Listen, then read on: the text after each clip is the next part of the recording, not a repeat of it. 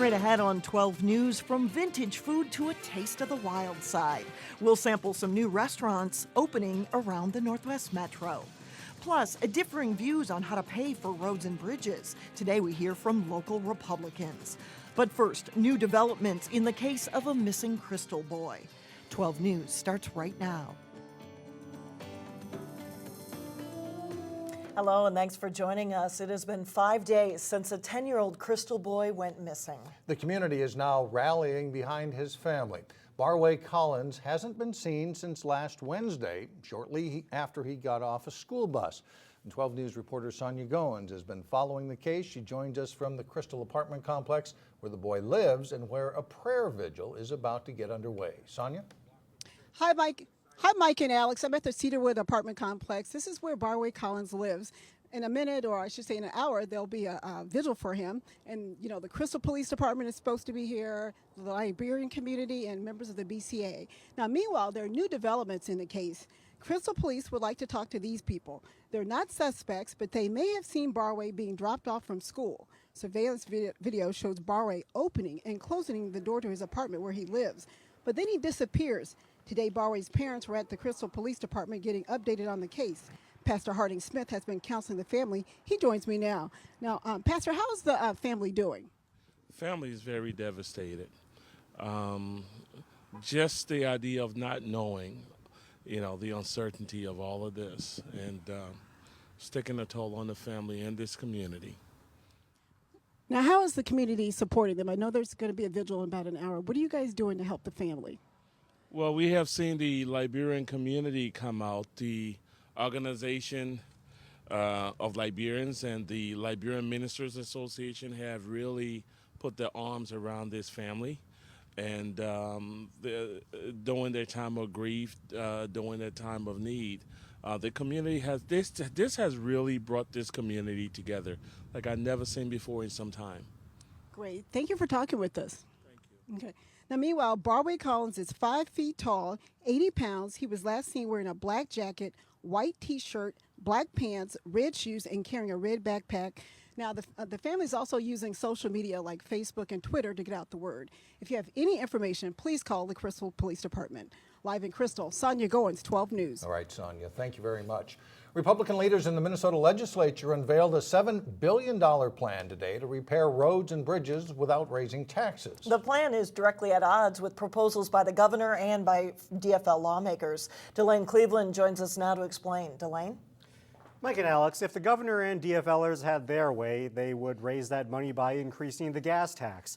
The Republican plan would redirect existing tax revenues from auto part sales, rental vehicles, and vehicle leases, and deposit the money into accounts dedicated to transportation and repairs. Currently, that tax revenue goes into the state's general fund. It makes sense to use those on roads versus the Democrat plan, which is to raise gas taxes 16 to 22 cents. That's a plan that most Minnesotans are opposed to, and we know we can get it done without doing that. Others have talked about it. Republican lawmakers announced the Road and Bridge Act of 2015 at a Capitol News conference this morning. The plan prioritizes repairing or replacing more than 15,000 miles of roads and 330 bridges statewide. In addition to redirecting the tax revenue, the Republican plan also calls for more than $2 billion in bonding, another $1 billion from realigning resources at MnDOT, and $228 million from the state budget surplus.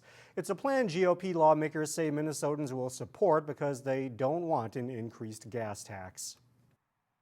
It's just something that I think really hits at the heart of the average Joe citizen who has to fill up their tank of gas just to get to work in the morning or for whatever reason. So I think it's the wrong approach, especially after taxes were increased by $2.1 billion in the last 2 years. Meanwhile, the DFL responded by saying that siphoning money from schools and hospitals and relying on the state's credit card is no way to fund Minnesota's transportation system. Mike and Alex, there is different sort of support out there for this. The Star Tribune poll found that 52% of people are against it and 45% are in favor. So it looks like we really have a battle shaping up here between the DFL and the GOP House. Over the gas tax. Yeah, exactly. All right. Thanks a lot, Delane. Meanwhile, 2 local lawmakers are introducing legislation that would allow terminally ill people to end their own lives with a prescribed drug. DFLers Chris Eaton of Brooklyn Center and Mike Freiberg of Golden Valley are introducing what they call the Compassionate Care Act. Eaton says it would allow terminally ill patients to end suffering. I am trying to start a conversation. I think it's long overdue, and my intention is to do listening sessions all over the state during the interim between Senate sessions, and hear how Minnesotans feel. We have the polling data, but I want to hear from the people themselves. It is likely to be highly controversial. Republicans in the Senate wondered why no public testimony was being allowed as the bill is introduced. It's an emotional time for the family of Stephen Noggle. His brother from New Hope received a long overdue honor for Noggle's courageous acts in Vietnam nearly a half-century ago. Stephen Noggle was a medic in the U.S. Army's 1st Infantry Division. He survived enemy crossfire to help treat fellow soldiers, and he's credited with saving many lives before he himself was killed. Senator Al Franken presented Noggle's family with a Purple Heart. It's an honor that carries deep meaning. It has brought Stephen Michael Noggle back to life. It has made him real again. It has made his selfless sacrifice scream out saying, hey, I'm not dead, I'm still here, I'm still alive, still vital. After all these years, I'm still in the hearts and minds of my family and friends. The honor is particularly meaningful for the family, given that Stephen and his brother Stan were orphaned at a young age. Stan was just 18 when his brother died. And here's a new way to remember and honor military veterans. A memorial wall is under construction at Plymouth's Hildy Performance Center. It'll have enough room for the names of 1,300 veterans. The city's Parks and Recreation Department is taking applications now through May 22nd for the first group to be engraved. The wall should be finished this summer.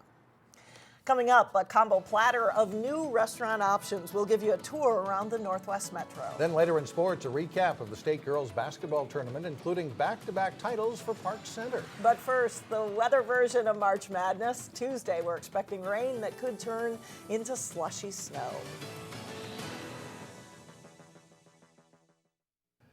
There are a few new restaurants on the scene in the Northwest Metro. That's right. They range from a 1950s-inspired burger and malt shop in Maple Grove to a German-inspired beer hall in Golden Valley. In this week's Business Matters, it's a chance to try something new with this restaurant Roundup. Like with all of our classic treats, we like to whip cream and cherry As classic as a turtle sundae, with the cherry on top. there's a new fast casual burger shop on the scene with a flair of nostalgia. I personally like to say we're bringing old school back. You know, we focus on hospitality, quality, fresh products. Think 1950s style malt shop when you think of Freddy's, a new frozen custard and steak burger chain, This is our classic, double cheese steak burger. now open in Maple Grove and Savage. People always ask, well, what is a steak burger? Well, the best way to describe it is, it's an 85% lean burger. So in the restaurant world, we are talking about a much leaner, higher quality beef, never frozen. The Wichita, Kansas-based franchise started in 2002, and it's expanding into the Twin Cities with another Freddy's expected to open in Brooklyn Park this summer. This is our rattlesnake rabbit jalapeno. If you're game for something more adventurous, All right, here we have our smoked elk. New Bohemia Wurst and Beer House in Golden Valley offers 18 different exotic sausages along with 36 beer lines on tap daily. New Bohemia is a German or Czech-inspired beer hall with an American twist on things. We focus on just really great exotic sausages and some amazing craft beer. The majority of craft beers on tap are local, and you can try one with a super-sized Bavarian treat This is our giant pretzel. meant to share with friends and family in the beer hall. But back to the meat. This would be our #1 seller. This is our jalapeno and cheese sausage. There's classic bratwurst, of course, but if you want to eat or grill outside your comfort zone, New Bohemia sells plenty of sausages for the wild side. New Bohemia has another location in Minneapolis. The restaurant is looking at expanding into Maple Grove in the next few years. Coming up, learning to paint from the comfort of your own home. But first in sports, some local influence on the national champion Gopher women's hockey team. John Jacobson is in next.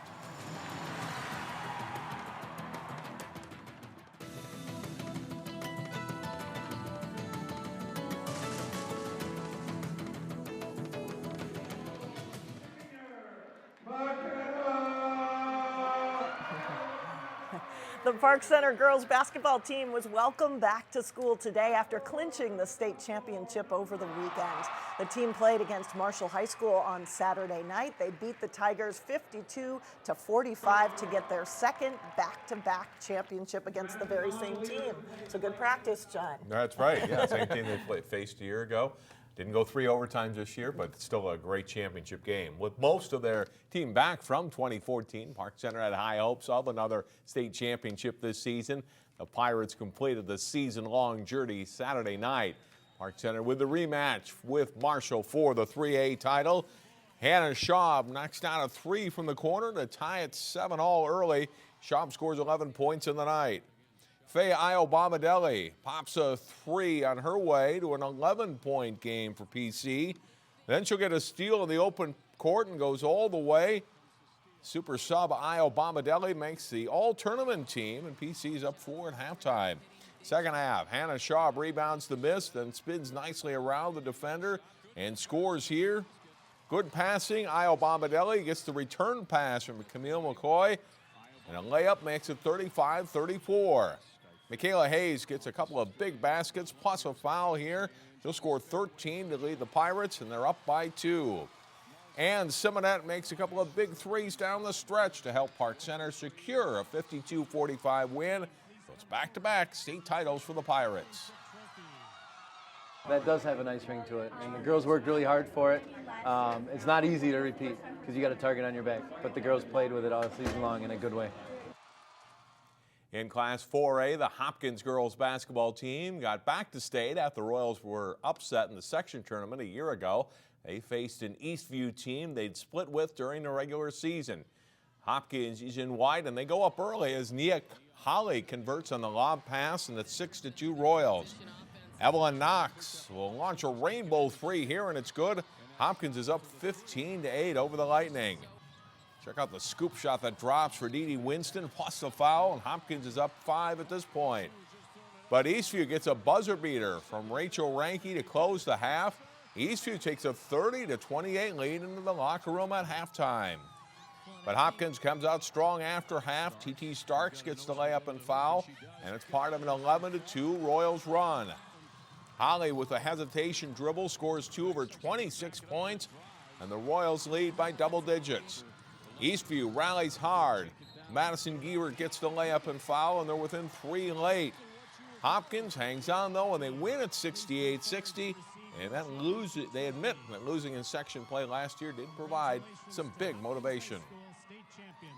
Every darn day. Every darn day we used it. And off season, we talked about it. We wrote it on the board. We made T-shirts about it. Yeah, we used it a lot for motivation. In Class A, Maranatha Christian Academy tipped off against unbeaten Ada-Borup for the championship. Mickey Lee for the Cougars, scoring and putting them up 13-5 on Maranatha. Morgan Miller scores another easy 2 here, and MCA is down 32-13. They do come back. Lexi Lee across to Elena Jarnot for a layup. They look to get things going against the unbeaten Cougars. Lee will bury a long 3 on her way to a 32-point game, but the Mustangs are down by 10 at the half. Second half, it's Mickey Lee who hit the short shot for Ada-Borup, and they start to pull away again. Lexi Lee can't shoot Maranatha back into it. The Mustangs fall to Ada-Borup 82-65. The Cougars finish the season 32-0. 3 local women, Kate Schipper of Brooklyn Park and Danny Cameronese and Kelly Panic of Plymouth, were out to win a national championship Sunday as part of the Gopher women's hockey team. Minnesota and Goldie Gopher facing Harvard for the NCAA title in Minneapolis. First period, the Gophers' Megan Wolf into the circle, fires a shot home for a goal and a 1-0 Minnesota lead. and would stay that way for a while. Third period of play, Marianne Menifee sets up Hannah Brandt coming down the slot for a pretty goal, and the Gophers are up 2-0. After Harvard cut the lead to 2-1, Kelly Panic feeds a pass across to Megan Lorenz for the third Minnesota goal. They add an empty netter late to make the final score 4-1, completing another championship season for the program. We have great administration, we have a great coaching staff, and we have unbelievable kids. We don't talk a lot about winning, we talk about the process, and then we end up winning 3 national championships in the last 4 years. It's kind of ironic just how that works. Congratulations. And that's a little distracting. Yeah. That's some madness right there. That's right. Good for a laugh. Thanks, John. A Brooklyn Park woman turns her love of painting into a unique career. Her way of teaching others how to paint when we come back. A Brooklyn Park woman is putting a new twist on a popular art fad. Wanda Mitchell has started a business hosting painting classes out of her own home. Cassie Bonstrom has more. And then with the green, you can kind of... Sitting around the table with a glass of wine in hand, these 5 women are putting a new spin on Girls' Night Out. So there's no right or wrong. Because really, it's Girls' Night In. Nestled inside Wanda Mitchell's dining room, they're transforming a blank canvas into an acrylic masterpiece. One sip, one stroke at a time. The class is similar to those held at restaurants or studios around town. Tried it on my own. Never worked out all that great. But instead of a large group class, this one is in Mitchell's home. Anyone else need burgundy over here? A more comfortable and intimate environment for beginner painters. I've been to quite a few classes, and this is the first time that I've had that almost one-on-one attention. Oh, this brush does this. An artist since childhood, Mitchell got the idea after attending a class herself. I did take up one of these painting classes at a wine and canvas class, and I thought I could do this. They can each get the one-on-one, and it's a smaller group, so it's more intimate, and I walk around after each step to make sure everyone understands what they're doing. All of the paintings are originals. For $25, Mitchell provides all the supplies and shows you step by step how to recreate it. Of course, there's always freedom for the artist to add their own personal touch. Yeah, I like to be outside the realm. There is no wrong in art. Absolutely not. At the end of the night, she feels good that the group leaves with a painting and a sense of accomplishment. And they look amazing. They really do. And hopefully, a desire to do it again. In Brooklyn Park, I'm Cassie Bonstrom, 12 News. For the same price, Mitchell also will bring all of her supplies and come to your home for a painting class. And we'll have more information on our website, 12.tv. And to know that there's no wrong in art is good for terrible painters. Until we show up on the scene, right? That's right. That'll do it. That's it for now. Thanks for joining us, everyone. We'll see you back here tomorrow. Community Corner is coming up next.